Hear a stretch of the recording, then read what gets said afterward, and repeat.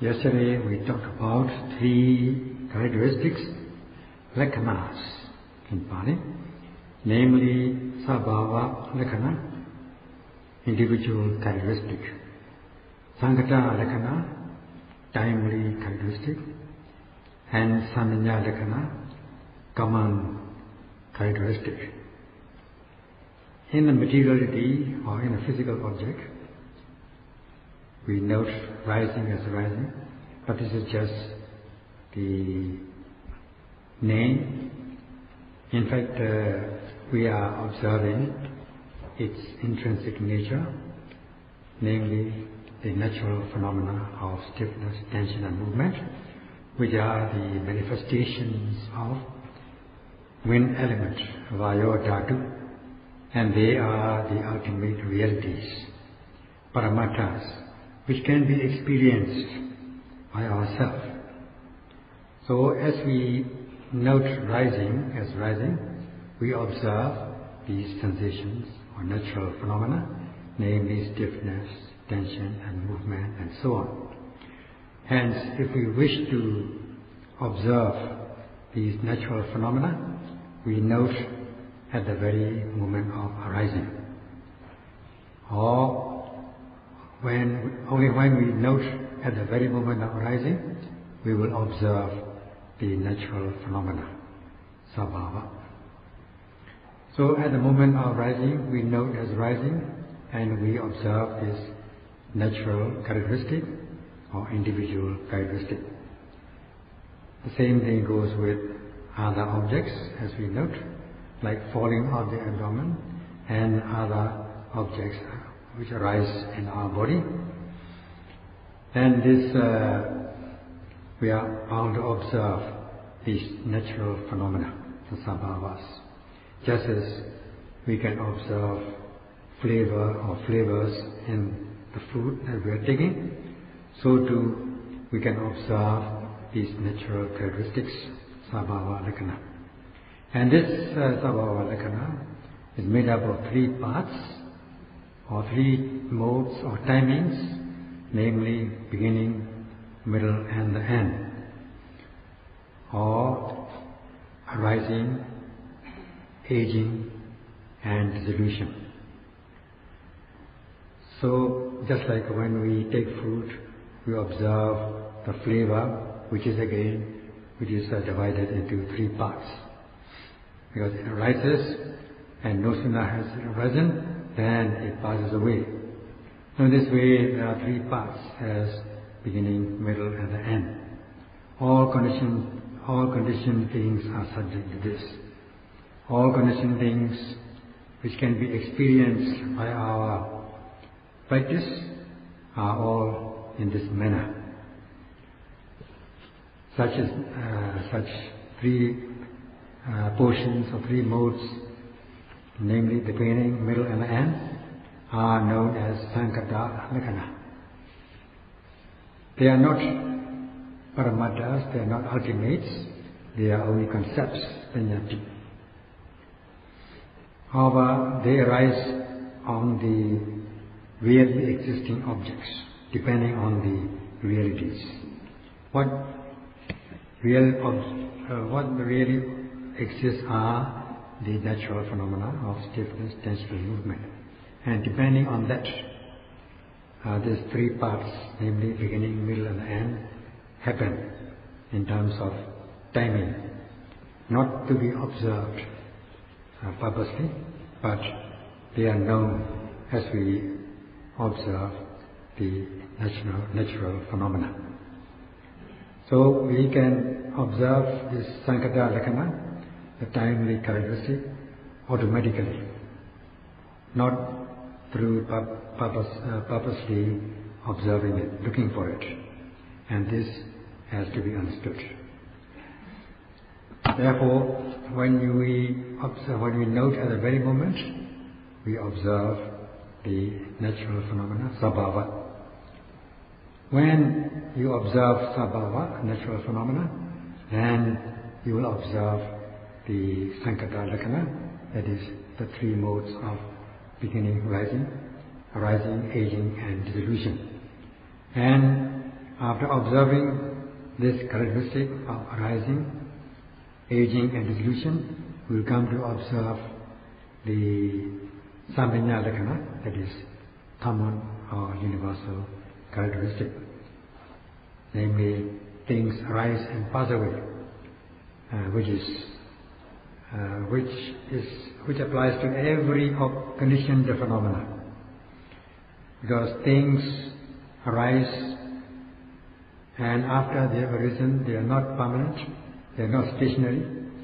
As everything is in a state of flux, it will pass away because it is impermanent. And this also is not the ultimate reality to be purposely observed, but it is known as akara piññati, the concept of manners or manner concept, akara piññati. So they are not to be noted or observed purposely, but they are observed as a matter of course, automatically, as impermanent. That is, because it is impermanent, it cannot be satisfactory, and because it is not satisfactory, it is not self, not soul, not atta, but anatta. So, and also another characteristic, another quality of this physical object is its unpleasurable, unpleasant nature. Because it is all physical objects are unpleasant, they are subject to impermanent, unsatisfactoriness and not-self. And unavoidably, all mental and physical phenomena are subject to this. All rupa, nama, physical, mental objects are not permanent, they are not stationary, hence they are subject to these three characteristics, namely impermanent, unsatisfactory and not self. And these characteristics, the three characteristics again, the characteristic of impermanent, unsatisfactoriness and non-self, concern all mind-body objects, that is all psychophysical phenomena. They are the common characteristic for all physical and mental objects. Hence we call this Samanya Lakkhana, common or universal characteristic. In this way, we also ended our talk by saying this maxim of insight as only when you note at the very moment you are bound to observe this natural phenomena, sabhava. Today we shall continue on this topic. And coming back to this aphorism or maxim, only when you note at the very moment you are bound to observe the natural phenomena, that is sabhava.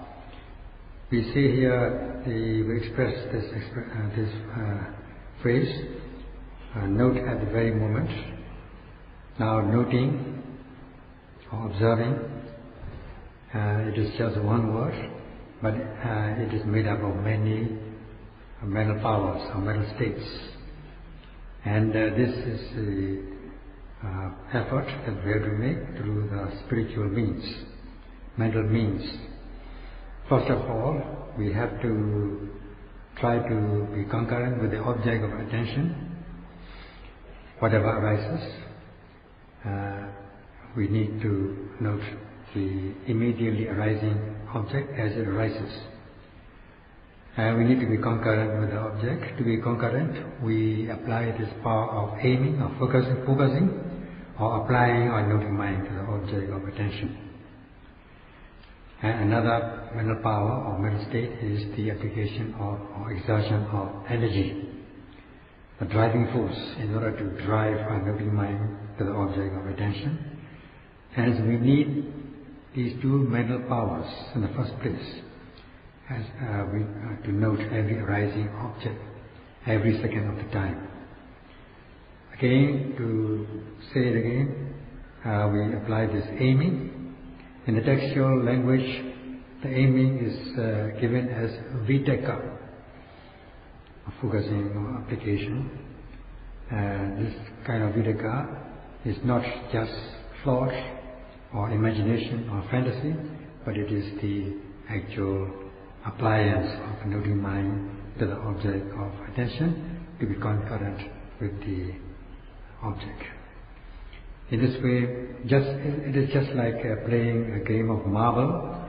You're trying to hit an opponent's marble, and in order to do that, you take an aim at another marble with to hit another marble with your own marble. So too in the practice of Satipatthana, when we're talking about section on jhana absorption, we talk about these nivaranas, hindrances to progress, and we talk about how we should overcome or be free from these hindrances to progress.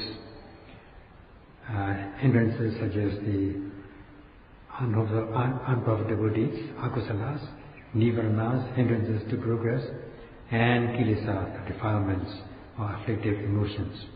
And we have to be free from these undesirable states when we try to practice jhana. And this nivarana, hindrances to progress, is made up of things like hindrances of sense desire, known as kammichanda nivarana, and hindrances of ill will, vyavada nivarana, and also the sloth and torpor. When we are practicing the high level discipline of the way of mindfulness, there may be cases like occasions like shrinking from the practice, not exerting energy in the first place, and even if one exerts energy, one gets exhausted very easily. And such is known as sloth and torpor or tinamrita. This is one kind of hindrance to progress, nivarana. Which is this nivarana, tinamrita, sloth and torpor, is the most oppressive, dangerous enemy for the beginners in the practice of Vipassana. So, although the teachers give guidance, instruct the meditators to note every arising object, beginning with the main object of rising and falling, so that the noting mind will be connected with the object. But if you are not noting properly, you may not be connected to the object. Instead, there may be wandering of the mind, or overshooting the object, not being able to, missing the object, and such kind of state is known as uddhacca, restlessness, or scattering of the mind. And you may feel remorse of things you have done or not done, like having missed a chance of practice and so on. And also there may be doubts about your practice, whether this practice of noting arising object, beginning with a main object of rising and falling, can lead to the purification of mind and the cultivation of insight, and also to realize peace and happiness.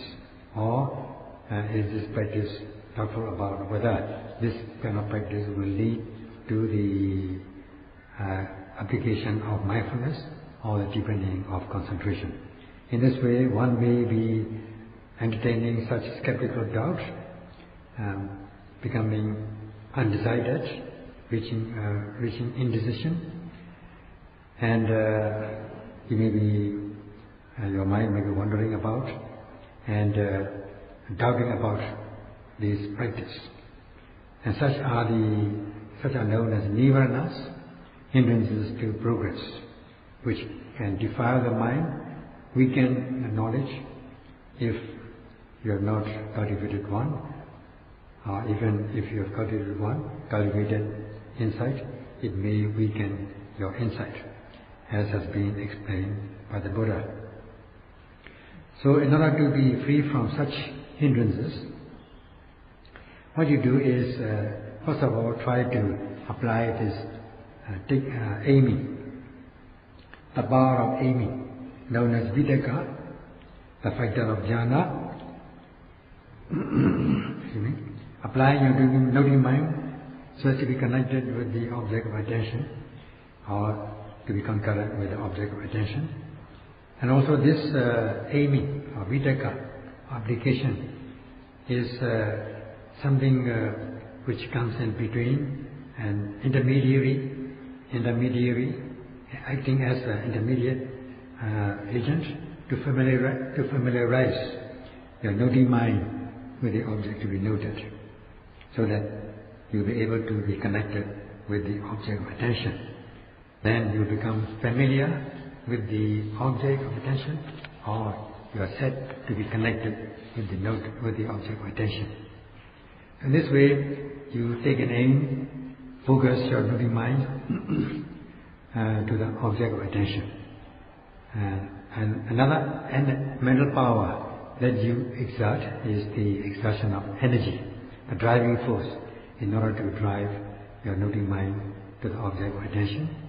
And we call this ardent energy. So that instead of being cool and casual in your practice, you apply this vigilant, ardent energy, known as Atavadunavariya. So you apply these two mental powers, namely aiming and energy. When you apply these two mental powers, your noting mind will be sustained on the object of attention. Just like when you hit the mark, when you take an aim at the opposing marble, to hit that marble, if you take proper aim, then with the proper aim and energy, your marble will hit the opponent's marble or another marble. So, and similarly, your noting mind will be sustained on the object of attention. This also is the jhanic factor, a factor of absorption. So you have this mental powers aiming, Vitakka, and with the power of Vitakka, aiming, there will be no chance of these hindrances to progress arising in the practice, because the noting mind is taking the place of these hindrances to progress, or and put it another way, the hindrances will not have a chance to occupy your mind, because you are applying these two jhanic factors, namely Vitakka and energy. And this Vitakka, aiming or focusing or application of noting mind, is a reverse of sloth and torpor. As regards to sloth and torpor, when you are overcome by these two things, sloth and torpor, you tend to shrink from the practice of meditation, and even if you exert energy, you soon get exhausted, you feel sluggish. Now this aiming, Vitakka, is a reverse of sloth and torpor, or it overcomes sloth and torpor. In the case of sloth and torpor, Tinamrita, it tends to shrink your mind, so that your mind will not become spacious and not wakeful or vigilant and not active. Whereas Vitakka, which is the reverse of sloth and torpor, tends to make your mind spacious and make it active. That's why it is Vitakka is the reverse of the sloth and torpor, Tinamrita. And sluggishness is also opposite of this Vitakka, taking an aim. And this way, now you are applying this ardent energy. It is a reverse of sluggishness. If you apply ardent energy, there will be no. You will not be practicing in a cool and casual manner. Instead, you will be vigilant as you apply ardent energy. Otherwise, if you are cool and casual and not vigilant, you will be like a sick person, not able to be active and vigilant. Now you are applying this energy known as ardent energy, and there's no chance for sluggishness to arise in your stream of consciousness. In this way, your noting mind will be sustained on the object of attention. So as soon as the object arises, your only work is to be connected with that object with the application of aiming, energy, and sustaining. As you apply aiming and energy, your noting mind is found to be sustained on the object of attention as a result of aiming and energy. So this, just imagine at this moment, as you are applying these three mental powers, namely aiming, energy, and sustaining, there will be no chance of these hindrances known as niranas to arise in your stream of consciousness, because your mental powers are said to be taking a place and not giving a chance for the hindrances to occupy your mind, so that your mind will not be defiled or impure. Thus you will be able to cultivate knowledge and to uplift your knowledge. If you have already cultivated knowledge, this will become very obvious. So whatever arises has to be noted with the application of these three mental powers. Then you are bound to observe the natural phenomena, sabhava.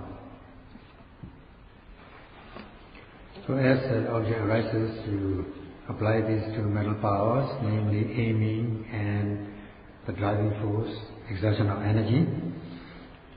And with these two mental powers, you develop what should be developed. If the practice has not been developed, you just initiate it. Then you try to develop it, cultivate it, to make it to reach maturity, and to let it grow. Such is known as practicing mental development or bhavana, which you practice every second of the time.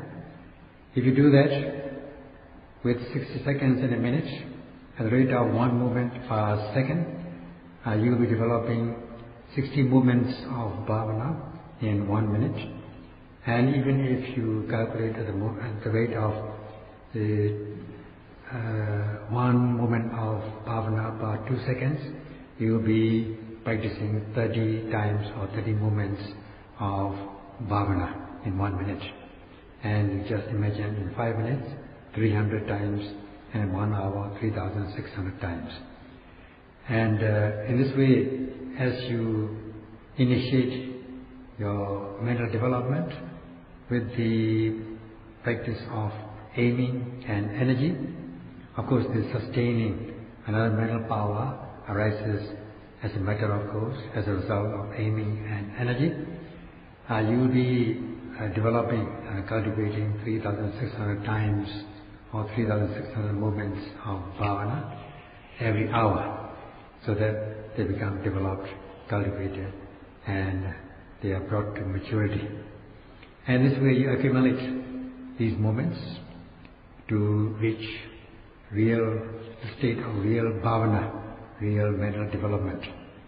Otherwise, if you cannot accumulate these moments, you will not be cultivating, you will not be realizing the real mental development, bhavana. So, as you note continuously, try to connect your noting mind with the object of attention, with the application of these two mental powers, aiming and energy. These hindrances to progress, known as nivaranas, will not have a chance to arise. You will be free from that. You are said to be eradicating these hindrances to progress by not giving a chance for them to arise in your stream of consciousness. With one moment of noting or connection with the noting mind, there will be one freedom, one moment of freedom from these hindrances to progress. And once you are free from that, the aftermath is the result will be you become satisfied and happy, realizing the purity of your mind. Because your mind becomes pure, you become calmed.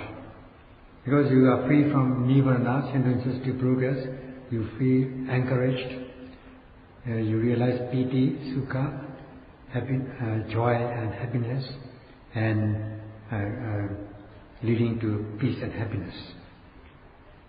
Just like in the game of marble, coming back to the game of marble, if you are able to hit the opponent's marble, then you become happy, you jump with joy. Later, you feel calm. That's because you are free from hindrances to progress. Hence this expression, vivekaja papiti sukha. Because of the freedom from nirvanas, you feel joy and happy. You feel encouraged. And you can compare this with your game of marble, if you have played this in your youth. So when you are free from nirvanas, you'll be free from impurities, you feel calm and serene. And as you practice mindfulness, your sati will become strong, so will be your concentration. And there will be other mental powers which will follow your practice of mindfulness and concentration. And for those yogis who can practice to connect every object, and connect noting mind with every object, with the application of these mental powers, then you are bound to feel joy and happy. And this ardent energy again, coming back to this, with the application of ardent energy, your mind will not shrink, and instead your mind will become spacious, and you'll be able to overcome sluggishness. And this is overcoming sluggishness with the application of ardent energy. And then there will be no laziness at all. This sluggishness is the most dangerous enemy for the beginners in the practice of meditation. So we try to overcome this and gain victory in our practice.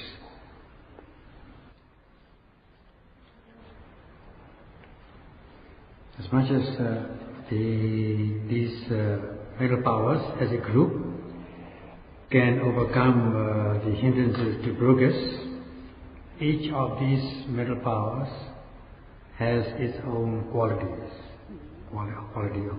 Let us say in the case of Vitakka, aiming, it has the power or quality of overcoming sloth and torpor, tinamida, so that sloth and torpor will not have a chance to arise in your stream of consciousness, because as we have discussed, Vitakka, aiming, tends to make the mind become spacious and active and vigilant, whereas tinamida, sloth and torpor, is the reverse of that. The mind tends to shrink and become sluggish. In this way, this Vitakka, the power aiming, has the opposite effect of these nirvana, hindrance to progress, which is in this case sloth and torpor. And this, as the noting mind is connected with object of attention, there will be this noting mind will sustain on the object of attention.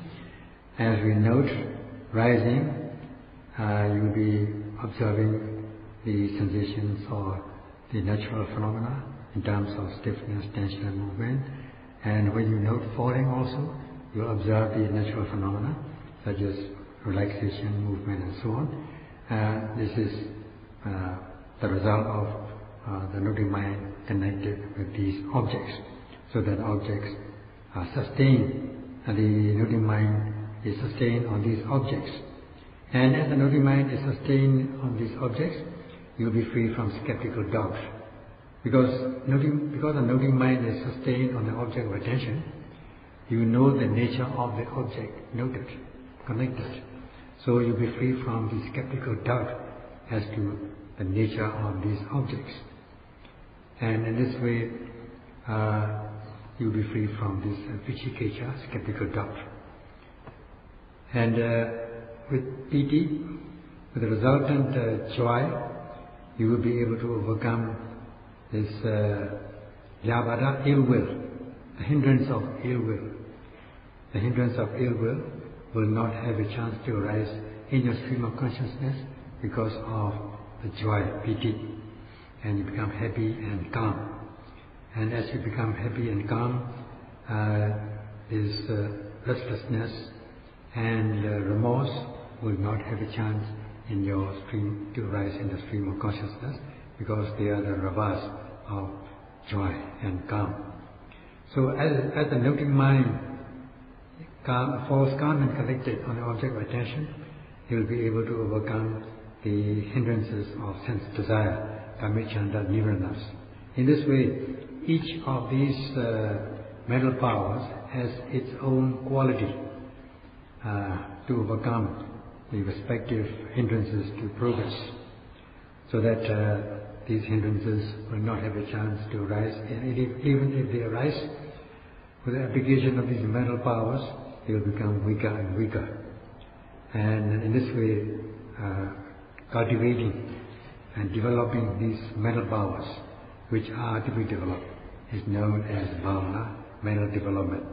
At this moment, you are said to be cultivating a high-level kusala, profitable deeds. In accordance with this expression, adi kusalam bhavetiti bhavana. Because you are cultivating the high-level kusala, it is known as bhavana, mental development. We stop here on the day and continue tomorrow.